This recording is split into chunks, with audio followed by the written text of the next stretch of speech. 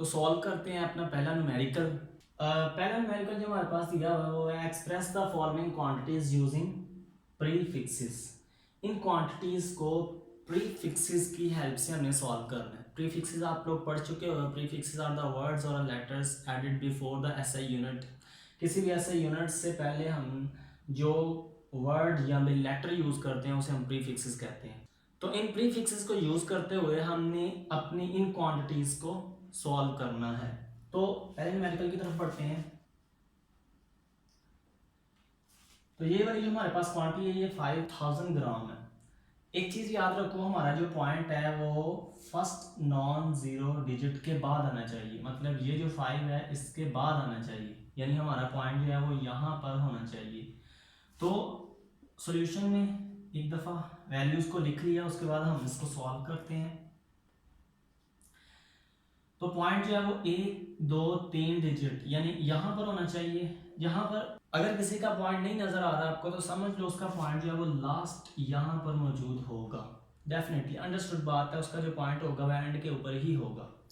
So point को उठा के आप 1 2 3 डिजिट लेफ्ट साइड पर लेकर आ रहे हो तो पावर आपकी हो जाएगी पॉजिटिव। तो ये आपकी जो वैल्यू बन के आ जाएगी वो हो जाएगी 5.0 इंटू 10 रेज टू पावर 3।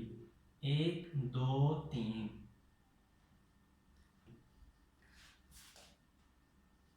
सो 5.0, तो ये जो 10 रेज टू पावर 3 है ये असल में k का प्रीफिक्स है, किलो का प्रीफिक्स है। तो हम 10 रेज टू पावर 3 की जगह हम लिख देंगे k। ये 10 रेज टू पावर हटा के इसकी जगह आ जाएगा k और साथ में आ जाएगा किलोग्राम। सो पॉइंट के बाद जीरो की कोई वैल्यू नहीं होती, आप इसको हटा सकते हो। 5 किलोग्राम, ये आपका आंसर आ जाएगा। ठीक है। सो नेक्स्ट क्वेश्चन की तरफ बढ़ते हैं। Solution 2 0 0 1 2 3 digit. ठीक है, ये हमारे पास जो वैल्यू है इसका पॉइंट इधर है, तो पॉइंट हमारे पास यहाँ पर होना चाहिए, इस नॉन जीरो डिजिट के बाद होना चाहिए।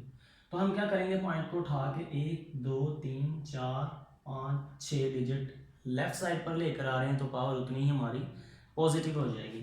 सो ये आप लोगों के पास हो जाएगा 2.0 into 10 raise to power 6 watt. And 10 raise to power 6 जो होता है हमारे पास वो इक्वल टू होता है हमारे पास मेगा के। ठीक है, सो ये आ जाएगी आपके पास 2.0 मेगा वाट। ठीक है, 10 रेज टू पावर 6 की जगह आप मेगा लिख दोगे तो ये आप लोगों का आंसर हो जाएगा। अच्छा जी, अब इस वैल्यू की तरफ पढ़ते हैं। फिर से वही रूल्स को आपने फॉलो करना है, रूल्स के अकॉर्डिंग ही आपने चलना है।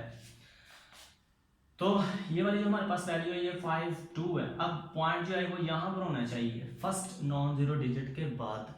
तो पॉइंट आप सबसे पहले पॉइंट जिसका नहीं दिया होगा डेफिनेट सी बात है उसका इधर होगा, तो आप पॉइंट उठा के इधर से इधर लेकर आओगे। 5.2 into 10 raise to power -10 kilogram. Point उठा के इधर लेकर आओगे, लेफ्ट साइड पर लेकर आ रहे हो तो पावर हमारी पॉजिटिव हो जाएगी। 5.2 इंटू 10 रेज टू पावर 1, ये जो पॉइंट की वजह से इधर आया है, और ये वाली जो पावर है into 10 raise to power -10 kilogram. अब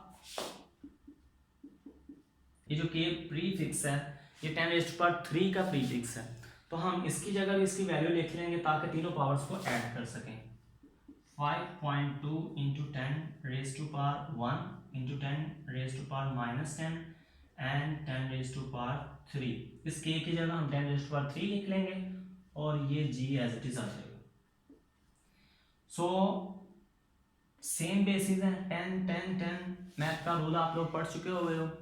सेम बेसिस आपस में मल्टीप्लाई हो रही हो तो पावर्स ऐड हो जाती हैं। सो ये आपके पास आ जाएगा 5.2 into 10 raise to power 1 -10 plus 3 gram. तो ये हमारे पास निकल के आ जाएगी value 5.2 into 10 raise to power -6 gram. And 10 raise to power -6 gram आप लोगों को पता है ये होती है माइक्रो के इक्वल। ठीक है, तो इसकी जगह हम लिख लेंगे माइक्रोग्राम। 5.2 माइक्रोग्राम।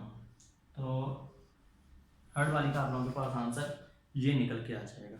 एंड जो 1.1 का फोर्थ वाला पार्ट है वो है हमारे पास 225 इंटू 10⁻⁻8 सेकेंड। इसको भी हमने प्रीफिक्स में कन्वर्ट करना है, तो सोल्यूशन आ जाएगा हमारे पास 225 इंटू 10⁻⁸ सेकेंड्स।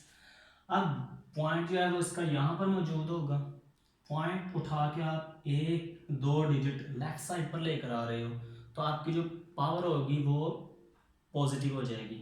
तो ये आ जाएगा आपके पास 2 इंटू 2 5 इंटू 10⁻²2 10⁻⁻8 सेकेंड। ठीक है, तो सेम बेसिस है, आपस में मल्टीप्लाई हो रहे हैं। जब ये सेम बेसिस मल्टीप्लाई होती हैं पावर्स ऐड हो जाती हैं। तो ये जो आ जाएगा 2 into 10⁻²⁻8 second which is equal to हो जाएगा हमारे पास 2.25 इंटू 10⁻⁻6 सेकेंड्स। ठीक है, अब ये जो -6 है ये माइक्रो का प्रीफिक्स है।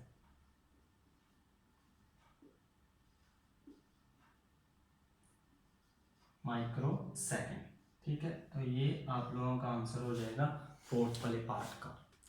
तो आप सॉल्व करते हैं हम अपना next numerical 1.2। How do the prefixes micro, nano and pico relate to each other. Simple सा क्वेश्चन है कि किस तरह micro, prefixes, nano and pico तीनों आपस में कैसे रिलेट कर रहे हैं, मतलब कि इसमें कितनी पावर्स को मजीद ऐड किया जाए कि ये नैनो बन जाए, इसी तरीके के साथ इसमें कितनी पावर्स को मजीद ऐड किया जाए कि ये -12 बन जाए। तो बड़ा सिंपल सा हमने एक रिलेशन बताना है इन तीनों के दरमियान। सॉल्व करते हैं इसको। देखो माइक्रो हमारे पास 1 माइक्रो इज इक्वल टू होगा हमारे पास 10⁻³ नैनो के। सिंपल सी बात है, ये जो 10⁻⁹ है, नैनो का मतलब होता है 10⁻⁹। तो अगर यहाँ पर 10⁻³ इंटू 10⁻⁻9 है, -9 + 3, जब इन दोनों पावर्स को आप ऐड करोगे तो हमारे पास इन दोनों का आंसर आने वाला है 10⁻⁻6। और -6 आपको पता है 1 माइक्रो के इक्वल होता है। ठीक है, इसी तरीके के साथ 1 माइक्रो इज इक्वल टू होता है हमारे पास 10⁻⁶ पीको के इक्वल। अब आपको पता है पीको किसके इक्वल है, 10⁻⁻12। तो 10⁻⁶ इंटू 10⁻⁻12 को अगर आप यहाँ पर पुट करते हो तो दोनों सेम बेसिस हैं, पावर आपस में प्लस हो जाएंगी। तो जब प्लस होएंगी -12 वो हमारे पास आ जाएगा 10⁻⁻6 which is equal to micro के। तो ये हमने सिंपल एक रिलेशन बताना है इन दोनों के दरमियान। तो सॉल्व करते हुए आप लोग डायरेक्ट ये वैल्यूज भी लिख सकते हो। अंडरस्टूड सी बात होगी, आप 1 माइक्रो को 10⁻³ नैनो के इक्वल लिख सकते हो। इसी तरीके के साथ जो नैनो है 1 नैनो हमारे पास इस इक्वल टू होगी 10⁻³ माइक्रो के इक्वल। ठीक है, अब अंडरस्टूड सी बात है 10⁻³ और माइक्रो की जगह 10⁻⁻6 आप लिखोगे तो 10⁻⁹ हो जाएगा। O इज इक्वल टू है 1 नैनो के इक्वल। ठीक है, सिंपल आप इसको भी लिख सकते हो उसके ऊपर। 1 नैनो हमारे पास इज इक्वल टू होगी 10⁻³ पीको के इक्वल। तो आप लोगों को पता है जब आप इसकी वैल्यूज पुट करोगे पीको इज इक्वल टू होता है 10⁻⁻12। ठीक है, तो जब आप इसकी वैल्यूज पुट करोगे सेम बेसिस मल्टीप्लाई हो रहे हैं, पावर्स ऐड होंगे तो ये हमारे पास आ जाएगा -9 and -9 is equal to 1 nano के। So this is the relation between nano and pico. इसी तरीके के साथ हम पीको के ऊपर चलते हैं। 1 पीको इज इक्वल टू होगा हमारे पास 10⁻⁻6 माइक्रो के इक्वल। ठीक है, अब आपको समझ आना शुरू होगी। 10⁻⁻6 और माइक्रो की जगह भी 10⁻⁻6, तो दोनों माइनस हैं, बेसिस सेम है, पावर्स ऐड हो जाएंगी, तो ये आ जाएगा आपके पास 10⁻⁻12, वो इज इक्वल टू है पीको की। ठीक है, so this is the relation between pico and micro. इसी तरीके के साथ 1 पीको इज इक्वल टू होगी हमारे पास 10⁻³ नैनो के इक्वल। ये होगी हमारे पास 10⁻³ एंड नैनो आपको पता है 10⁻⁹। तो दोनों बेसिस सेम है, पावर आपस में ऐड हो जाएंगे, तो ये हो जाएगा हमारे पास 10⁻12 विच इज इक्वल टू हमारे पास पीको के equal. So this is the relation between 1 pico is equal to होगा 10⁻³ नैनो के इक्वल। तो this is the relation between micro, nano and pico. Simple आप लोगों ने रिलेशन डिस्क्राइब करना है, किस में कितनी पावर्स ऐड करेंगे कि दूसरा प्रीफिक्स बन जाएगा। तो नेक्स्ट न्यूमेरिकल है हमारा वो है 1.3। Your hair grow at the rate of 1 millimetre per day. आपके जो बाल हैं एक दिन के अंदर 1 मिलीमीटर ग्रो कर रहे हैं। इसकी जो वैल्यू है हमने उनको नैनोमीटर पर सेकंड में फाइंड करनी है। सो सिंपल, हमने कुछ नहीं करना, मिलीमीटर को नैनोमीटर में कन्वर्ट कर देना है एंड डेज को सेकंड में कन्वर्ट करके इन दोनों को डिवाइड कर देना है, बस। तो सबसे पहले हमको करते हैं 1 मिलीमीटर। जब भी हमें एक बड़े यूनिट से छोटे यूनिट की तरफ कन्वर्ट करना होता है तो हमेशा हमें मल्टीप्लाई करना पड़ता है। 1 मिलीमीटर से नैनोमीटर में आने के लिए हम मल्टीप्लाई करेंगे विद 6 zeros, बिकॉज उनके दरमियान जो है वो 6 zeros का डिफरेंट आता है। और 1 डे जो हमारे पास इज इक्वल टू होगा, तो 1 डे को हम कन्वर्ट करेंगे इन अ सेकेंड। तो आपको पता है एक दिन के अंदर 24 घंटे होते हैं एंड 1 घंटे के अंदर हमारे पास 60 मिनट एंड 1 मिनट के अंदर 60 सेकेंड्स होते हैं।